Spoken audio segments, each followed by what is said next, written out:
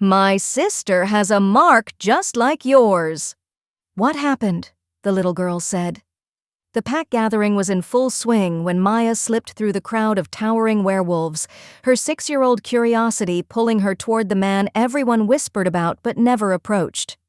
Alpha Kade Blackwood stood alone on the stone terrace, a wall of intimidation in human form. His reputation preceded him, ruthless, calculating, the youngest alpha to unite 3 territories through sheer dominance. People feared him. People respected him. Nobody touched him. Maya didn't know any of that. She only saw the mark. "Excuse me, mister," she said, tugging his sleeve with sticky fingers that smelled like candy apples. Every conversation within 20 feet died instantly. Warriors tensed. The beta stepped forward, but Kade raised one hand. Stopping him mid-stride, he looked down at the child, his dark eyes softening by a fraction. "Yes?" Before we continue, let us know if this is your first time on this channel. We do welcome our new listeners and subscribers. So comment "I'm new" and tell us where you're watching from, so we can welcome you properly to our story family. And if you're already a subscriber, type "old-timer," and I promise that I'll reply to every single one of you. Maya pointed to his wrist where his rolled shirt sleeve exposed a crescent-shaped mark, pale silver against his tan skin. "My sister Aria has this exact mark. Hers glows at night when she thinks I'm sleeping. Does yours glow too?" The world tilted. Kade's fingers closed around his wrist instinctively, covering the mark that had burned into his skin 6 years ago. The mark that appeared the night he'd saved a terrified human girl from rogues at the border. The mark that told him he'd found his fated mate, only to watch her vanish before sunrise like smoke through his fingers. A soul bond mark. Permanent, unbreakable, given only to true mates. He'd searched for 2 years before accepting she was gone. Dead, maybe, or so traumatized she'd buried herself somewhere he'd never find her. He'd stopped hoping. "What's your sister's full name?" His voice came out rougher than he intended. "Aria Reed.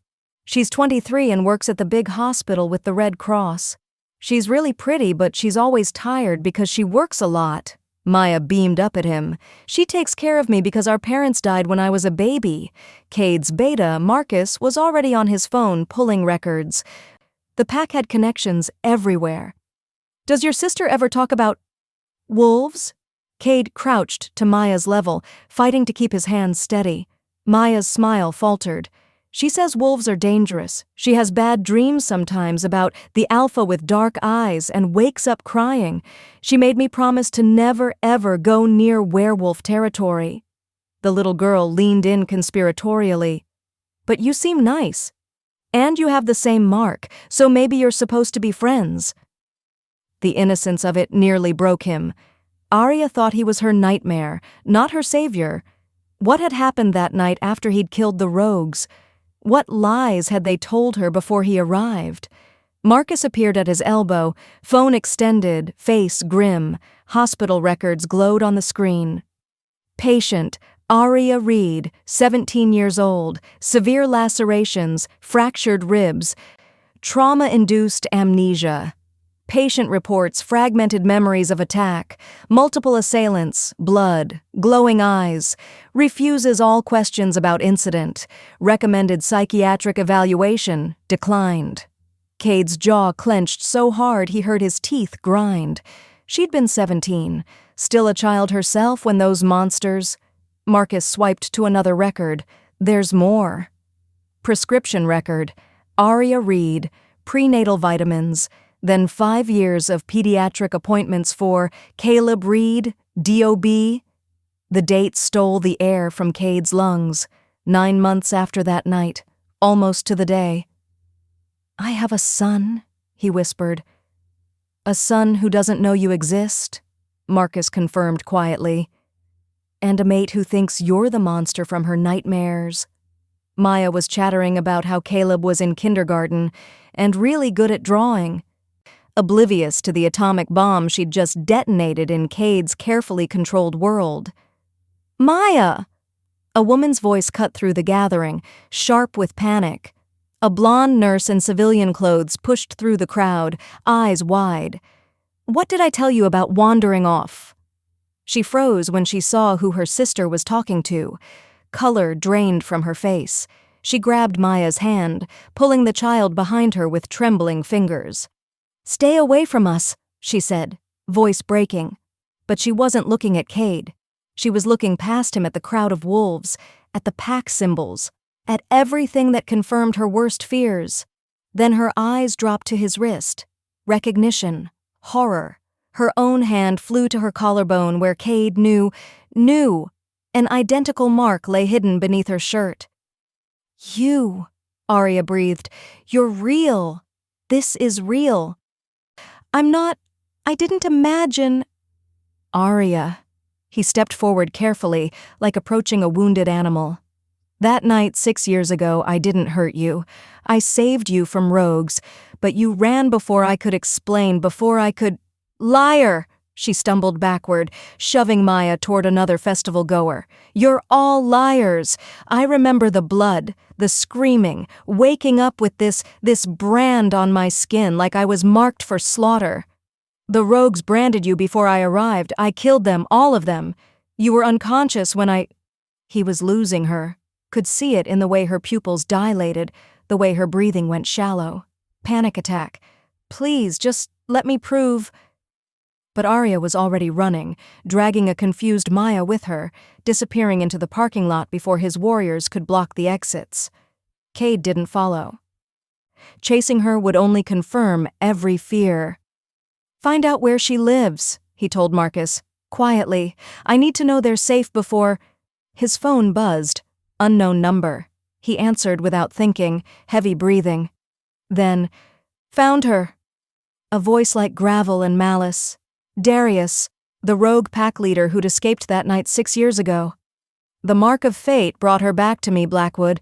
Funny how destiny works.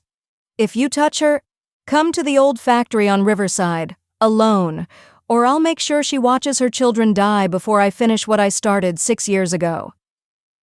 The line went dead. Kade was already moving, shifting mid-stride, his wolf tearing through clothes and civilization. Marcus shouted orders behind him, but Kade didn't wait for backup. 20 minutes. The factory was 20 minutes away. Would that be fast enough? He arrived to find Aria's apartment door hanging off its hinges.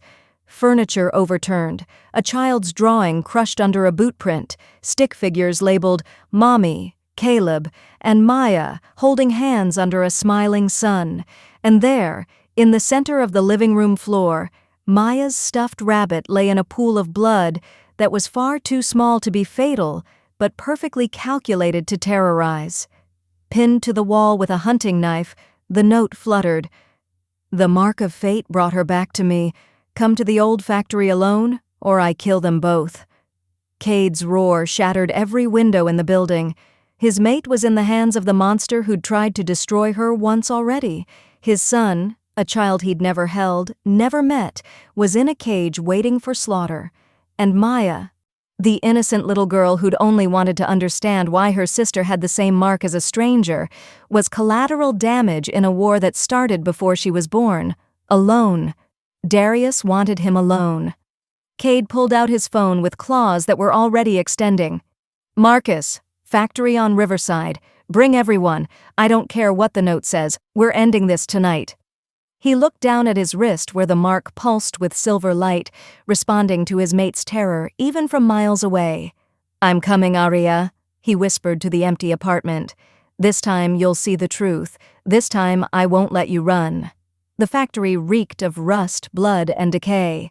Kade burst through the steel doors with Marcus and 20 elite warriors flanking him, but he might as well have been alone. His entire focus locked onto the scene before him like a nightmare crystallized into reality. Aria hung from chains bolted to the ceiling, head slumped forward, dark hair matted with blood. Her nurse scrubs were torn, exposing the glowing crescent mark on her collarbone that pulsed in sync with his own. To her left, Maya and Caleb huddled in a rusted cage meant for livestock. Maya's face was streaked with tears, but she held Caleb close, whispering something in his ear.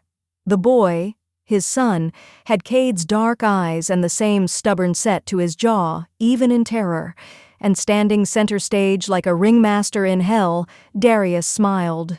"Right on time, Alpha." The rogue leader was bigger than Kade remembered, scarred and feral. "I said come alone, but I suppose you Alphas never were good at following orders." "Let them go." Kade's voice dropped to a lethal calm. "Your fight is with me." "Oh, but that's where you're wrong." Darius circled Aria's suspended body like a shark. "My fight has always been with fate itself. 6 years ago, you stole my prize. Tonight, I take everything from you before I kill you." He grabbed Aria's chin, forcing her head up. "She's beautiful, isn't she? I was going to claim her that night. A human with dormant wolf genetics is rare, powerful. Our offspring would have been unstoppable. But you murdered my pack and branded her with your pathetic bond mark." Kade's claws extended. Marcus gripped his shoulder, holding him back. "Wait for the opening." "Here's what's going to happen," Darius continued, pulling a silver knife from his belt. "She's going to wake up. She's going to watch me gut these children. Then I'm going to carve that bond mark off her skin and replace it with my own. By the time I'm done breaking her, she'll forget you ever existed. Touch them, and I'll tear you apart slowly. You'll try." Darius pressed the knife to Aria's mark. The silver burned, and Aria's eyes snapped open with a scream that shattered Kade's control. He lunged, but Aria's scream did something else. It triggered a flood of memories that slammed into her fractured mind like a tidal wave. Camping trip? Senior year? Celebrating graduation with friends. Laughter around a fire turning to screams as wolves exploded from the darkness. Sarah's throat torn out, blood everywhere, running but not fast enough. Darius's face above her, grinning. "You smell like destiny. Little hybrid. Pain, terror, accepting death. Then him. A younger version of the man from the festival, covered in blood and fury, moving like vengeance incarnate. Rogues dying under his claws, their screams cut short. Dark eyes meeting hers, softening impossibly. "You're safe now. I've got you." Gentle hands checking her wounds, a jacket wrapped around her shoulders. Glowing eyes that terrified her because she couldn't separate savior from slaughter. Running while pregnant and broken because wolves meant death, even when they meant salvation. The memories crashed through the walls her trauma had built, and suddenly, Aria knew. "You!" she gasped, staring at Kade as he fought through Darius's guards. "You saved me! You were never, oh God, what have I done?" The mark on her collarbone exploded with silver light. Power she'd never known existed detonated through her bloodline. Dormant genetics inherited from a grandmother she'd never met, activated by the soul bond and a mother's desperate fury. Aria's bones cracked and reformed. Not a full transformation, but enough. Enough for supernatural strength to flood her limbs. Enough to shatter the chains like paper. She dropped to the ground in a crouch, half human, half wolf, and absolutely done with being a victim. "Nobody," she snarled with a voice that echoed with alpha command, "touches my children." Darius spun, shock replacing his smirk. "Impossible! You can't be—" "A wolf?" Aria's eyes blazed gold. "Surprise!" She moved like lightning, tackling 2 rogues away from the cage. Her strikes weren't trained, weren't refined, but they were powered by 6 years of suppressed rage and a bond that made her unstoppable. Kade felt it, their connection snapping into place, complete, whole. They moved in perfect synchronization without speaking, circling Darius like the mated pair they were always meant to be. "The children," Kade said. "On it," Aria confirmed, and their bond hummed with shared purpose. While Kade engaged Darius head-on, Aria fought to the cage. Marcus and the warriors handled the remaining rogues, turning the factory into a war zone of fur and fangs and fury. Maya, Caleb, close your eyes, baby, Aria commanded, ripping the cage door off its hinges. Maya obeyed immediately, pressing Caleb's face into her shoulder. But Caleb was watching his mother transform, watching a strange man fight to protect them. Watching Darius break away from Kade and charge toward the cage with a roar. "Nobody hurts my mom," Caleb screamed. The 5-year-old's eyes flashed gold, pure alpha gold, and energy exploded from his small body in a shockwave that sent everyone flying. Darius crashed into the wall hard enough to crack concrete. Rogues collapsed. Even Kade staggered. The entire factory went silent. Caleb stood there, small hands glowing with residual power, looking confused at what he'd done. "Mommy?"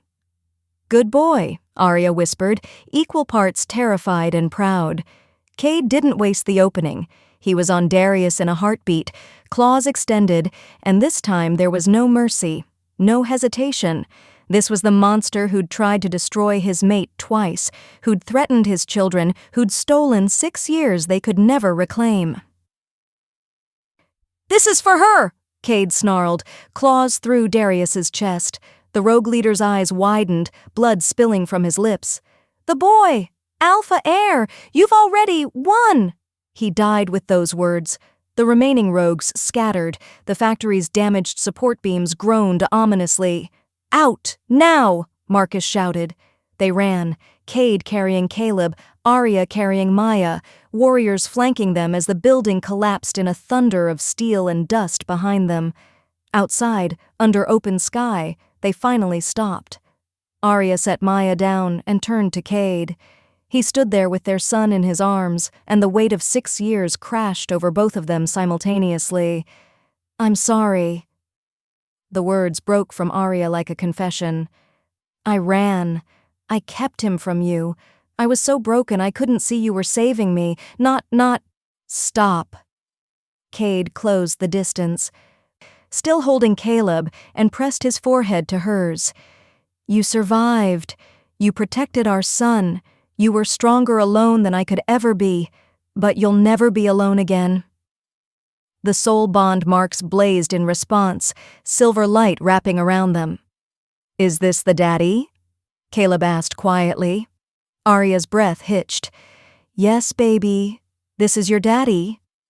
"Why does he smell like us?" "Because we're family," Kade said, voice rough. "I'm sorry I wasn't there before, but I'm here now. If you'll have me." Caleb studied him with those impossibly wise 5-year-old eyes, then reached out to touch Kade's face. "Okay. Can you teach me to do the glowing eyes thing?" Despite everything, Kade laughed. Maya wiggled between them, grabbing both their hands. "I knew it! I knew you were supposed to be family. The marks matched." Nobody believed me, but I was right. And somehow, in the wreckage of trauma and tragedy, they started healing. 3 months later. The pack grounds had been transformed for the mating ceremony. Silver ribbons hung from ancient trees, pack members gathered in ceremonial robes, and the full moon hung overhead like a blessing. Aria stood at the altar in a dress that blended human tradition with wolf ceremony, white silk embroidered with silver wolves. She'd spent the last 3 months training, learning to control her newfound abilities, and discovering she was a natural healer. The pack hospital now had a head healer who could cure with supernatural touch. Kade waited at the altar in traditional alpha regalia, but his eyes were only for her. Maya and Caleb stood as cub attendants, a role invented specifically for them. Caleb had been officially named Alpha Heir, which meant combat training mixed with kindergarten homework. Maya had declared herself his bodyguard and best friend, and nobody dared argue. The ceremony was ancient, powerful, and simple. Hands clasped, vows spoken, the soul bond completed under the moon's witness. When their marks touched, they transformed, from pale silver scars into brilliant, glowing patterns that spiraled up their arms like living art, pulsing with shared heartbeat. "My sister always said marks tell stories," Maya whispered to Caleb as they watched. "Aria's told a story of survival. His told a story of searching. Together, they tell a story of forever. The pack erupted in celebration. As night deepened, Kade and Aria stood together watching Caleb and Maya chase fireflies across the grounds, their laughter echoing through the territory. "Thank you," Aria said quietly, "for not giving up. Even when I did." "The mark chose us before we were ready," Kade replied, pulling her close, "but fate always finds a way." Their marks glowed in agreement, and for the first time in 6 years, they were finally, completely home.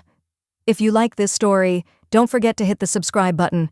It's entirely free. It helps us know you're entertained and following.